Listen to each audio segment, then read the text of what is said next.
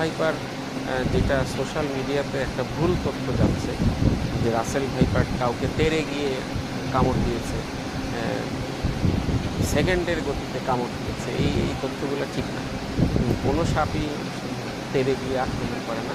প্রত্যেকটা সাপ যখন সে থ্রেটেন ফিল করে তখন সে জানান দেওয়ার চেষ্টা করে। যেমন রাসেল ভাইপার যদি তার আশেপাশে মানুষ বা কেউ গরু ছাগল কিছু চলে আসে, সে কুণ্ডলি পাকায়, সে হিস হিস আওয়াজ করে, কোনো কোনো সাপ ফোঁস ফোঁস আওয়াজ করে, গোখরা সাপগুলো কণা তুলে ধরতে পারে। এগুলো কিন্তু সবই তার নিজেকে প্রোটেক্ট করার মেকানিজম। সে বোঝাতে চাইছে যে আমি এখানে আছি, বি কেয়ারফুল।